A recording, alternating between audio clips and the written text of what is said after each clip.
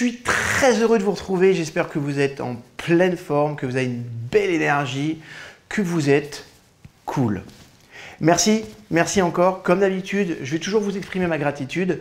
Il y en a qui trouvent ça lourd. Eh bien écoutez, moi je trouve que c'est normal de vous exprimer toute ma gratitude, de faire partie de ma vie et de faire que cette chaîne se développe jour après jour avec encore plus d'abonnés, avec encore plus de personnes heureuses qui partagent et qui likent.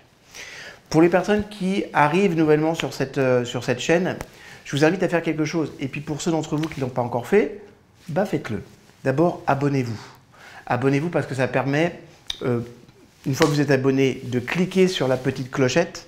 Et cette petite clochette fait que vous recevez de façon systématique une alerte quand une de mes nouvelles vidéos sort. Donc si vous aimez bien ce qui se passe ici, rappelez-vous d'être abonné et de cliquer sur l'alerte de la petite clochette parce que c'est important.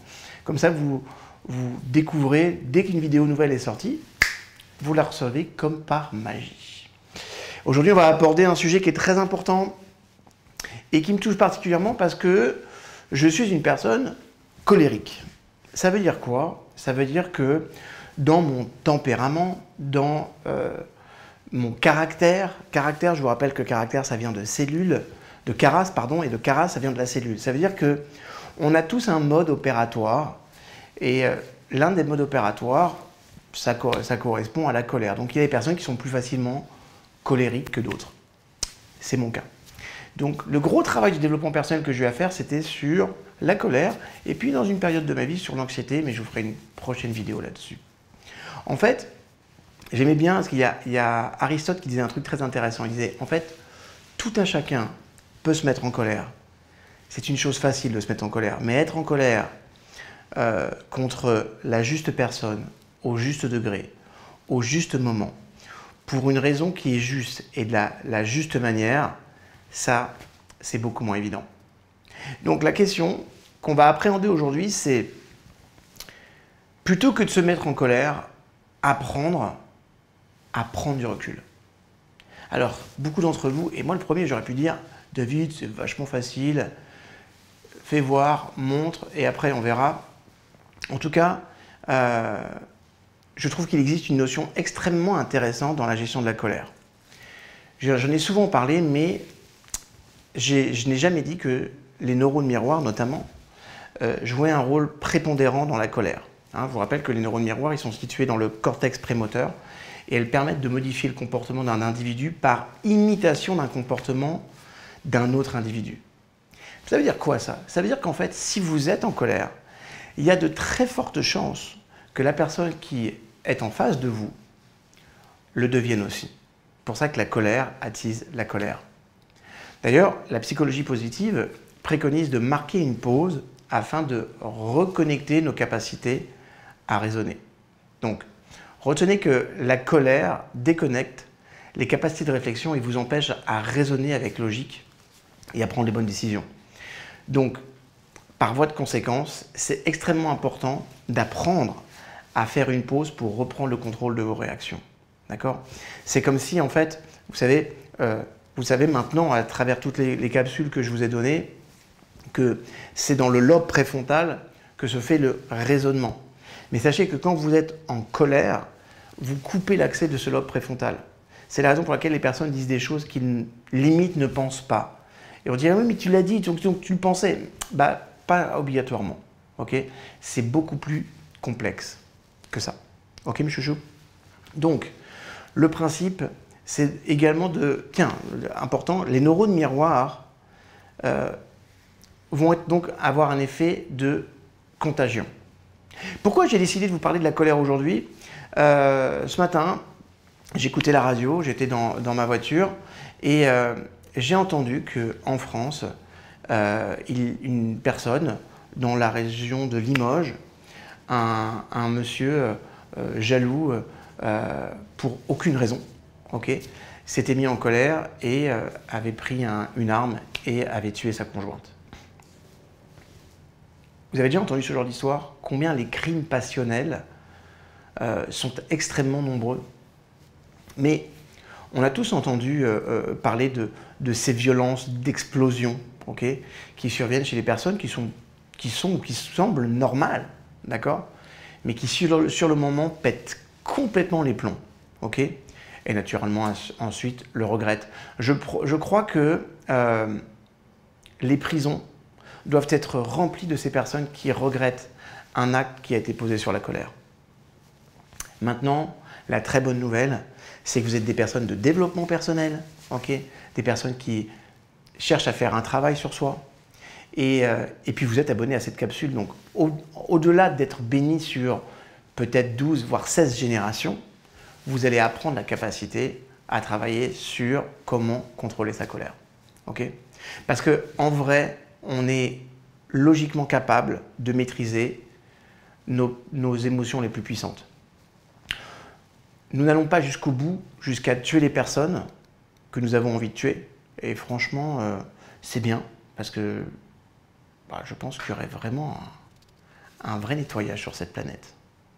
Enfin bref. Pourtant, on est tous capables de faire des petits crimes passionnels. Par exemple, c'est quand je vais élever la voix contre mon gosse qui traîne alors qu'il est en train pour aller à l'école. C'est je vais répondre négativement à un collaborateur, je vais être énervé, je vais envoyer un mail à un client ou un courriel à un client et je ne vais pas être agréable, je vais insulter l'automobiliste qui vient de me couper la route. Enfin bref, on a tous ces petits moments de colère qui montent, on appelle ça la moutarde qui monte au nez, d'accord? Et dans ces cas-là, il faut apprendre à faire un pas en arrière, physiquement. J'insiste. Alors dans la voiture, reculez le siège, d'accord? Faites un pas en arrière. Prendre un peu de recul et compter jusqu'à 10. Et selon le niveau de colère, comptez jusqu'à 10 ou alors jusqu'à 100. Et ayez cette forme de mantra que chaque moment de votre vie, vous avez le choix. Comprenez que être l'esclave de vos émotions et de réagir à chaud, ou bien prendre de la distance, c'est vraiment quelque chose qui fait partie des personnes qui sont humaines. D'accord? Chaque fois que je suis dans une réaction qui est une réaction instinctive, je suis dans un mode animal. Chaque fois que je vais être dans la logique de contrôler mes émotions, je suis dans une dimension humaine. Et chaque fois que je suis dans la logique de contrôler mes émotions pour le bien de l'autre et pour mon bien et pour celui de tout l'univers, je suis dans une dimension divine. Alors on a le choix. Quel est votre niveau de conscience? Est-ce que c'est celui de l'animal, de l'être humain ou de votre partie divine? Il y a un psychologue qui s'appelle Loewenstein. Il est l'auteur de plusieurs travaux sur les états qu'on appelle des états chauds et froids. On parle d'un état chaud en cas de forte intensité émotionnelle, quand on ressent notamment le besoin irrépressible d'agir ou alors carrément de s'abstenir. Et on parle d'état froid. L'état froid, il se caractérise par une intensité émotionnelle qui va être beaucoup moindre. Il s'agit de prendre une décision, on va être dans un mode de raisonnement et c'est ce mode de raisonnement qui domine. On raisonne et on agit en général de manière très différente selon qu'on se trouve dans un état chaud ou dans un état froid. Par exemple, les travaux de Daniel Gilbert. Alors Daniel Gilbert, c'est pas la présentatrice. Alors d'abord, ceux qui ne connaissent pas Daniel Gilbert, ça veut dire que vous êtes très jeune, bienvenue sur cette chaîne. Et puis pour les autres, petit souvenir de Daniel Gilbert, d'accord? Qui était une présentatrice sur France 3, si je ne me trompe. Okay? Non, Daniel Gilbert, lui, c'est un monsieur qui fait des recherches en psychologie, et notamment la psychologie de la consommation. Et en fait, ce monsieur, il a expliqué qu'on achète plus de choses quand on a l'estomac vide dans un supermarché. D'accord? Donc, nous avons faim, ok? Et parce qu'on a faim, on va surestimer la quantité de nourriture qu'on sera capable d'avaler. D'ailleurs, ça vous est arrivé d'arriver au restaurant, d'avoir très faim et de commander plein de choses et de vous rendre compte que très rapidement, vous allez certainement gâcher la moitié de votre assiette. En fait, on se sent chaud pour manger. D'ailleurs, l'expression populaire dit « Waouh, je suis chaud là ». D'accord? Donc, faire ses courses affamées n'engage pas à grand-chose, mais en prenant la décision d'agir quand on est chaud, on peut s'exposer à de vraies conséquences qui ne sont pas toujours les plus appropriées. Par exemple, la colère au volant, c'est aussi un autre bon exemple. On a aussi des personnes qui vont avoir des rapports sexuels pour la première fois. On est plus enclin à avoir des rapports non protégés une fois qu'on est très excité. Okay? Même si on est conscient des risques mortels qu'on est en train de prendre. Nous avons tous connu des moments dans la vie où on voudrait retourner en arrière, effacer une chose qu'on a dite ou qu'on a faite. Le seul fait de ranger telle ou telle situation dans la catégorie chaud, c'est susceptible de nous aider à y faire face de façon beaucoup plus rationnelle. En clair, les personnes qui vont dire « waouh, waouh, waouh, waouh, là c'est chaud là ». Ça veut dire que je suis tellement excité, je suis tellement dans l'émotion que j'ai tout de suite envie de passer à l'action. Le simple fait d'en être conscient, ça peut vous amener à prendre la conscience d'une décision différente. D'accord? Ça veut dire que par cette simple action, juste de classer dans « je suis dans un état chaud », on échappe à cette espèce d'immersion dans la situation. D'accord? On va prendre un peu de recul et on peut éviter d'avoir une réaction à chaud.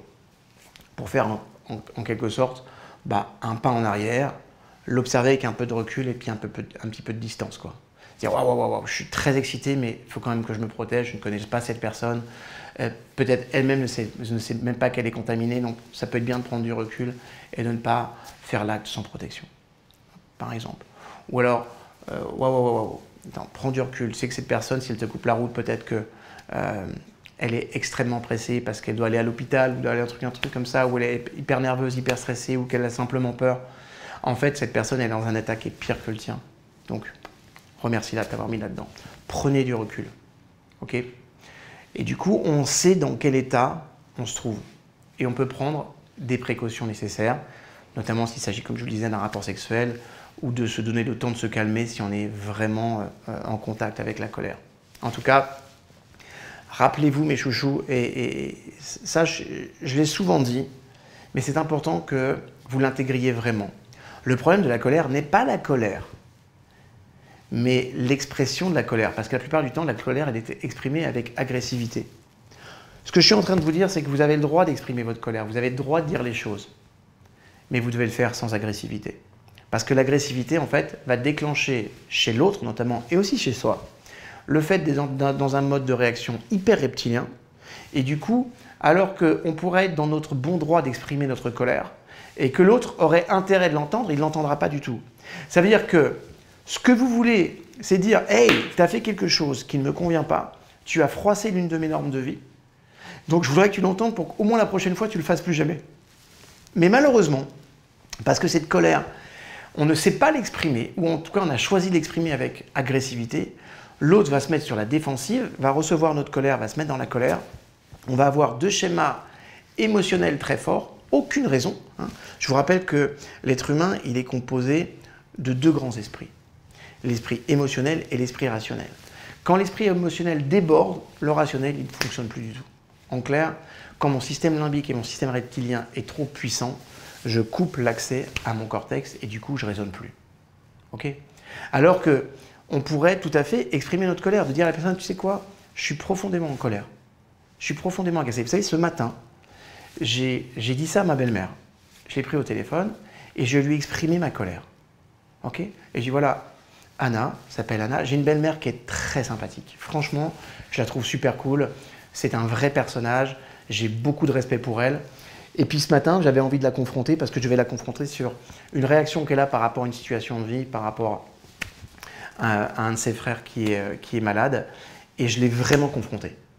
Et je disais, Anna, il faut que je te le dise, je suis vraiment en colère après toi. Alors elle me dit, ah, ben ça, c'est pas très gentil. Non, c'est très gentil parce que je vais t'expliquer ce que j'ai à te dire et je veux que tu l'entendes. Et après, je veux vraiment que tu réagisses. S'il te plaît. D'accord? C'est-à-dire qu'on peut exprimer notre colère, mais on doit le faire sans agressivité. Après, il faut argumenter. Mais une fois encore, quand l'objet de la colère, quand l'objet de ce que l'autre a fait, il l'a entendu et qu'on l'a exprimé, on sent beaucoup mieux après. Maintenant, si vous exprimez votre colère avec de l'agressivité, l'autre va répondre avec agressivité, on ne va pas avoir de communication, il ne va pas entendre ce qu'on a à dire, et quoi qu'il arrive, ça ne générera aucune chose positive. Donc la prochaine fois, autorisez-vous et essayez simplement de dire, tiens, comment je pourrais faire? Juste ça, pensez. Comment je pourrais faire pour exprimer ma colère sans agressivité? Trouvez un moyen de le faire. C'est-à-dire, j'exprime ma colère, mais regarde, juste, parfois, il y a une capsule qui s'appelle la grammaire transformationnelle sur cette même chaîne allez voir, grammaire transformationnelle, c'est important. Parfois, plutôt que de dire, tu sais, je suis vraiment en colère, j'ai la rage, j'ai les nerfs, j'ai envie de te buter, et bien ça, ces mots-là enclenchent des réactions émotionnelles. Alors que tu sais quoi? Je suis réellement agacé. Je suis en colère, mais je suis surtout très agacé. Voilà. Et j'ai besoin de t'exprimer quelque chose parce que je veux que tu l'entendes pour que ça ne se reproduise plus jamais. Vous aurez exprimé votre colère, mais l'autre personne va pouvoir l'entendre. Dernier petit point de détail, avant d'exprimer quelque chose comme ça, dites toujours à la personne, est-ce que tu m'autorises à te dire quelque chose de désagréable? Prévenez-la pour que, émotionnellement, elle puisse prendre de la distance, se mettre dans le raisonnement et pas dans la réaction émotionnelle. Si vous ne préparez pas la personne, la réaction émotionnelle en face, elle va être coriace et c'est pas intéressant. Ok mes petits chats? Je vous aime, je vous retrouve sur une prochaine vidéo. Likez, partagez, abonnez-vous et cliquez sur la petite sonnette, c'est super important. Super important. À très bientôt. Et arrêtez de vous mettre en colère. Faites comme moi, faites du zen. Un pas en arrière, j'exprime les choses et je compte jusqu'à 10 quand je suis vraiment en colère. Ça marche mes chouchous?